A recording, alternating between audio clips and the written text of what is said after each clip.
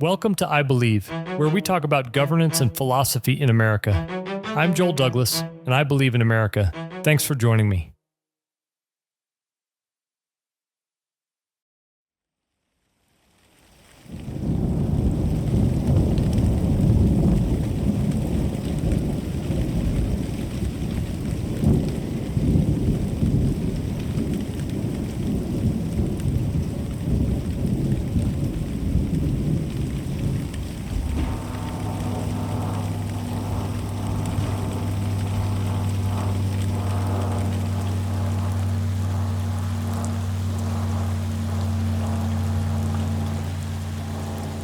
Act 1. The Sky War.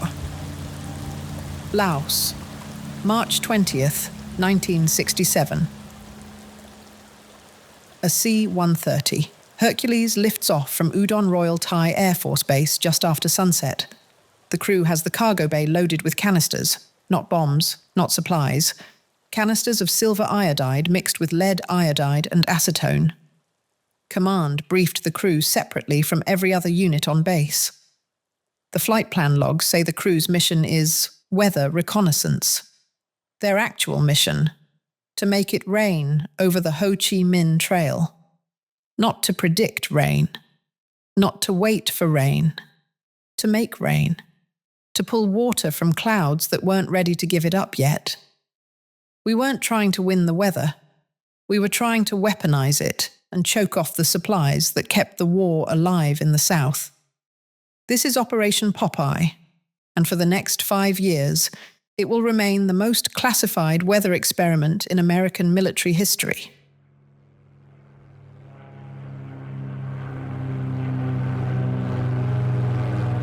Hell, we weren't trying to predict the weather. We were trying to break it.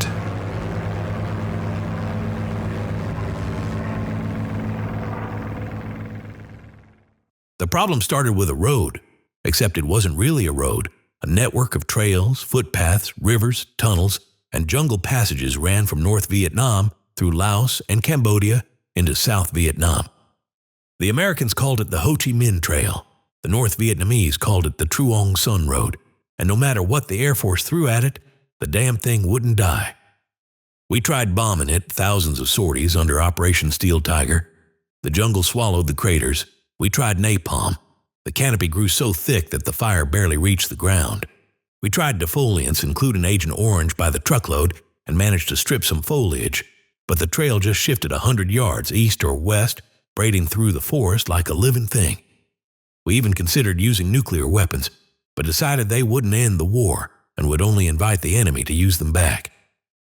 The North Vietnamese moved at night. They built the trail in sections.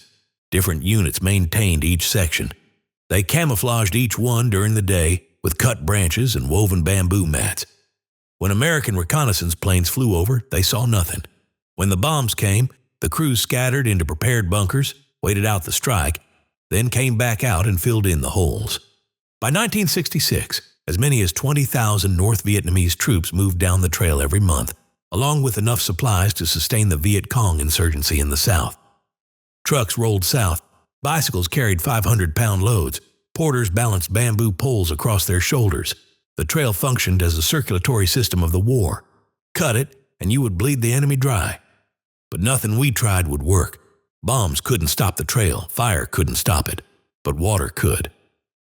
During monsoon season, May through October, the trails turned to soup.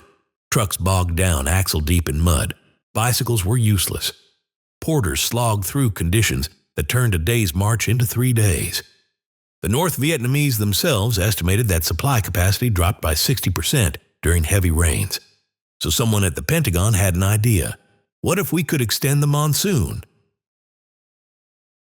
Cloud seeding had existed since 1946. Vincent Schaefer at General Electric discovered that dry ice dropped into supercooled clouds could trigger ice crystal formation. Essentially, you could start the rain process manually. By the 1960s, people used it commercially. Ski resorts, farmers, even some cities experimented with it. But this was different. Farmers weren't trying to coax an extra inch of rain onto their fields. The United States military wanted to manipulate weather patterns over a foreign country to gain a tactical advantage in a war. The Pentagon classified the operation at the highest level from the start. So secret the program didn't officially exist, and only a select few even knew about it. The Joint Chiefs approved it in 1966. Secretary of Defense Robert McNamara signed off. President Johnson knew, but almost no one else did. Someone told the crews that the missions were weather modification experiments and that the details exceeded their clearance level. The planes, C-130 and F-4 Phantoms modified with cloud seeding equipment, flew out of bases in Thailand. Crews ignited the silver iodide canisters at altitude. The canisters released microscopic particles into the clouds. These particles acted like ice crystals. In the right conditions, with supercooled clouds that had plenty of moisture, the crystals would grow, become heavy, and fall as rain. The theory sounded solid. The question remained whether it would work at scale. The first test runs happened over the Laosian Panhandle in March 1967. Someone gave the operations pastoral code names: Motorpool, Intermediary, Compatriot. Publicly, if anyone asked, these were agricultural flights, crop dusting. And it worked. Quietly, invisibly, and just enough to tempt us into thinking we could control the sky. We increased rainfall in the targeted areas by around 25 to 30%. Roads that should have dried out stayed muddy. River crossings that should have become fordable stayed swollen. Entire sections of the trail turned into bogs. We'd fly the pattern they gave us, release what they told us to release. Sometimes a few hours later, you'd see weather building that didn't make sense for the conditions. Made you wonder what the hell was in those canisters. We expanded the operation. By 1968, Popeye missions flew regularly during the rainy season, focusing on the sections of the trail in Laos and the demilitarized zone. Command mixed the sorties in with regular bombing runs so they wouldn't stand out. The pilots treated it like any other mission: brief, fly, return, debrief. If cloud seeding could have put the entire Ho Chi Minh Trail underwater for months, cut those 20,000 troops down to zero, and stopped the supply flow completely, we would have seeded clouds until the whole jungle was mud. That was the job. That could have meant winning. But it didn't do that. It worked, but not well enough. 25% more rainfall meant muddier roads and slower convoys. It meant frustrating the enemy. It meant some marginal degradation of their logistics. But it didn't cut the trail. It didn't stop the war. It didn't change the outcome. What it did do was teach the wrong lesson. Not that the tool was weak, but that the temptation was strong. If the United States could make it rain over Laos, even imperfectly, then the Soviet Union could make it rain over West Germany. China could trigger droughts in Taiwan. Weather could become an instrument of policy. Did we want that? If we can turn weather into strategy, then weather becomes politics. Congress didn't learn about Operation Popeye until 1971, when investigative journalist Jack Anderson broke the story. Anderson had a reputation as a muckraker, but the hearings that followed made people uncomfortable. Senators asked military officials to explain how the program had been approved and executed in secret for years. The answer always took some version of the same form. It was necessary. It was effective. It was war. Except it wasn't effective enough. We'd spent 5 years secretly weaponizing the sky for results that barely moved the needle. We'd opened Pandora's box on weather modification for marginal tactical gains. By 1972, the Pentagon shut down Popeye.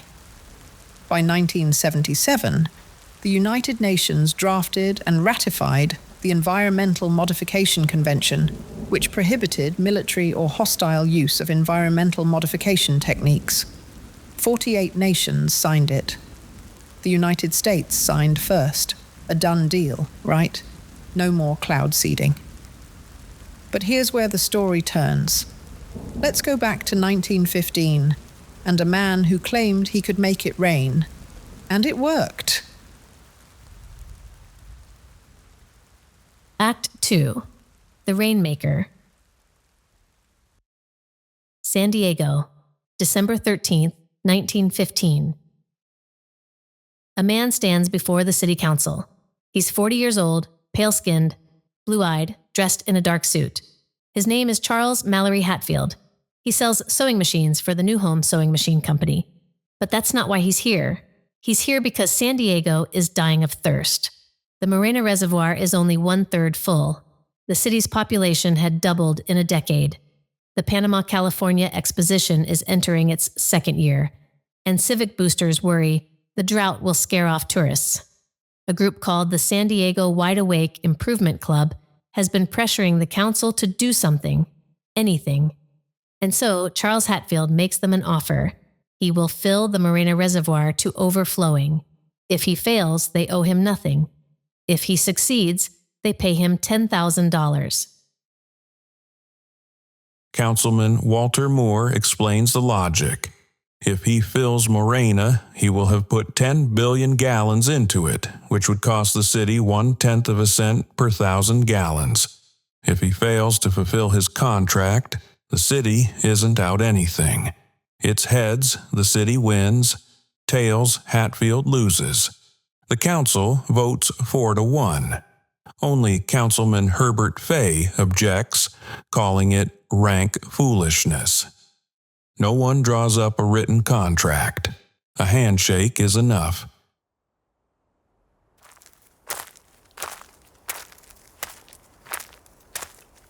Hatfield wasn't a con man, not exactly.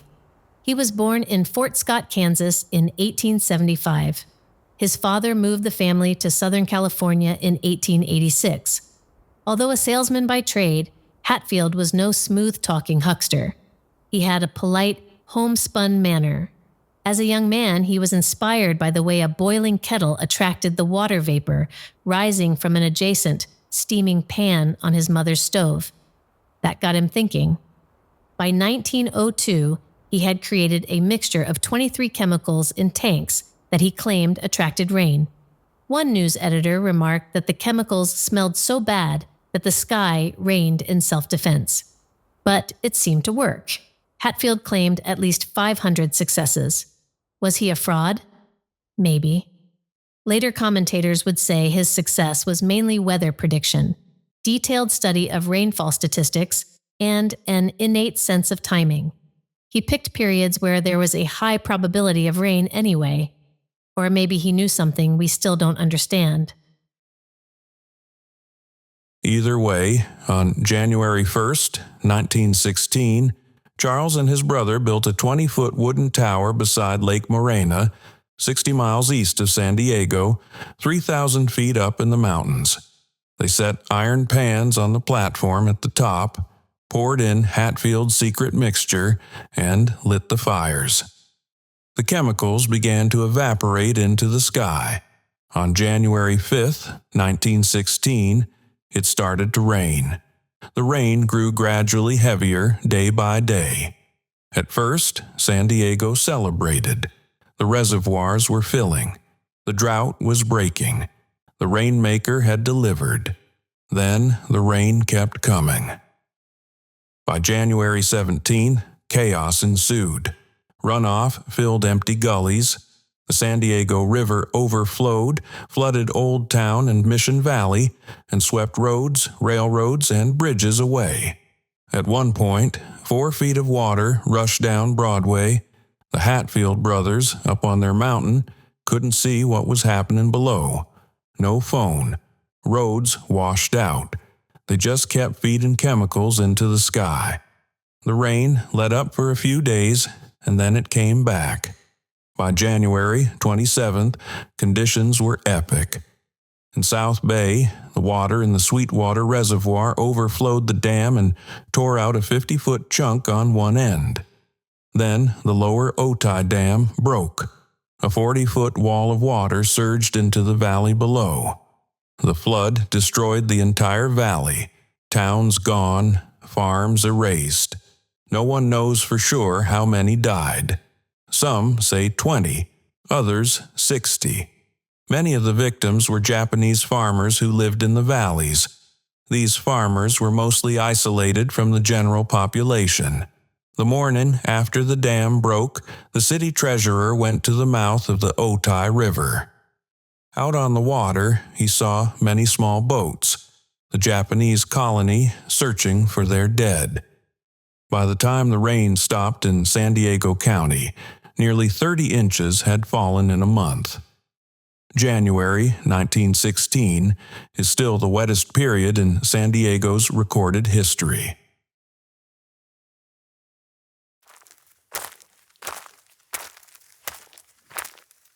Up on the mountain, Charles Hatfield saw Morena Reservoir full of water and concluded he had fulfilled his contract. He and his brother walked the 60 miles back to San Diego to collect his $10,000. The devastation must have surprised them. Angry, swollen rivers and streams, houses swept away, people lost. When Hatfield arrived, the city attorney asked, if Hatfield were to get credit for the rain, would he accept liability for the damage? City official Terrence Cosgrove refused to pay Hatfield because that would make San Diego liable for the damages in the eyes of the courts. Hatfield sued. The case dragged on. A judge ruled that the flood was an act of God. When it came time to assign responsibility, the courts said this wasn't human action. The ruling absolved the city of liability and left Hatfield with no compensation. In the end, the city got to have it both ways. They hired a rainmaker, got rain, disclaimed responsibility, and called the outcome divine. Hatfield never collected his $10,000. He went back to work as a sewing machine salesman. His wife, Mabel, divorced him in 1931. So, did Hatfield make it rain? Scientists say San Diego was likely hit by 2 atmospheric rivers that month. The same storms drowned the entire Pacific coast. Maybe Hatfield was a fraud who got lucky. Maybe he was a skilled forecaster who knew how to time his arrival. Maybe he actually did something. We don't know. The ambiguity is the crux, because now we have 2 stories, and neither gives us a clean answer. In Vietnam, we had a tool we knew worked. Cloud seeding increased rainfall by 25%. Measurable, real, but the results were mediocre. Roads got muddier. The war continued. In San Diego, we had a tool that might have been a scam, but the results were decisive. 30 inches in a month. Dams broke. People died. Act 3. The Bridge. This isn't about rain or climate change. This is about what we spend the people's money on. What government is actually for. America has 6 national goals. Right there, hiding in plain sight in the Constitution. Maintain union. Establish justice. Ensure domestic tranquility. Provide for the common defense. Promote the general welfare. Secure liberty. Everything government does should serve at least one of those. If it doesn't, we shouldn't be doing it. If we fund geoengineering, cloud seeding, spraying the stratosphere, whatever comes next, what goal does it serve? Here's a story about people who asked that question and got laughed at for it. Tennessee, March 2024. A state legislature debates Senate Bill 2691. The bill would ban, and this is the key line, the intentional injection, release, or dispersion into the atmosphere with the express purpose of affecting temperature, weather, or the intensity of the sunlight. The national press picks it up. Headlines frame it as a chemtrail ban. The jokes write themselves, and the laughter. Those white lines behind jets are condensation, not mind control. Don't they know the difference between science and conspiracy theory? The bill passes anyway. Governor Bill Lee signs it into law. The headlines mocked Tennessee as backward, another story of people who don't understand science. Except The actual bill doesn't mention chemtrails, It doesn't mention mind control or poison or any of the things some assume these people believe. It bans the intentional release of substances into the atmosphere to modify temperature or weather. That's not crazy. That's literally what geoengineering is. The scientists, the policy papers, the UN reports all describe doing exactly what Tennessee just banned: spraying aerosols into the stratosphere, seeding clouds to reflect sunlight, releasing particles to cool the planet. Tennessee didn't ban a conspiracy theory. They banned a technology that doesn't quite exist yet, but almost certainly will. And they did it before anyone asked their permission to use it. Some of the people who support this bill might believe some crazy things. They might think the government is already spraying chemicals. They probably got the science wrong in a dozen ways. But they got something right that the experts missed entirely. They asked, who decides? Who decides whether we spray the stratosphere? Who decides whether we seed the clouds over Tennessee or Wyoming or anywhere? Who votes on that? What legislature authorizes it? What constitutional provision permits it? The answer right now is nobody. No vote, no debate. Just experts who think it might be necessary, and politicians who don't want to say no, and everyone assumes someone else will figure out the governance later. That's how Operation Popeye happened. Secret flights, classified programs, 5 years of weather modification before Congress even knew. That's how Hatfield happened. A handshake deal, no written contract. And when the dam broke, the courts called it God. The chemtrail people may be wrong about the facts, but they're not wrong about the instinct. Someone is going to touch their sky. Someone is going to spray, seed, or modify something, and nobody is going to ask them first. The decision will be made in a conference room somewhere by people with credentials and good intentions who genuinely believe they're saving the world. And by the time Tennessee notices, it'll be too late to stop. So they passed a law, a silly law that the experts laugh at. But it's also a law that says you need our permission to modify our weather. Let's go back to the 6 goals. Maintain union, establish justice, ensure domestic tranquility, provide for the common defense, promote the general welfare, secure liberty for ourselves and our posterity. If geoengineering serves one of those, then let's have the debate. Let's argue about which one. Let's pass broadly supported bipartisan legislation that says addressing climate change is part of the general welfare, or preserving a livable planet is necessary for the common defense. Let's do what the founders did, state our purpose, argue about it, vote on it, and write it down. But we haven't done that. We've got research, pilot projects, scientists, activists, and endless policy papers. What we don't have is a democratic republic's decision, a vote, a statement of purpose that says, this is what we're doing, and this is why, and this is who authorized it. The conspiracy theory chemtrail people, wrong about everything, are the only ones who noticed that was missing. It's an answer to a question: is preserving a livable climate a national goal? Not, should we do something about climate change? That's too vague. Let's be specific. Should we as a nation say that climate change is one of the purposes of American government alongside justice and liberty and defense and welfare? Maybe, maybe not. We haven't asked. If the answer is yes, that preserving a livable climate is a national goal, then we can finally have a real debate about means, about what tools serve that goal, about whether geoengineering is a bridge to somewhere or a bridge to nowhere. If the answer is no, that we cannot agree this is a government purpose, then we have learned something important too. We have learned we do not have consensus. We have learned that any geoengineering program is illegitimate because we, the people, never agreed to it. Either way, the question has to be asked out loud in public by a self-governing people.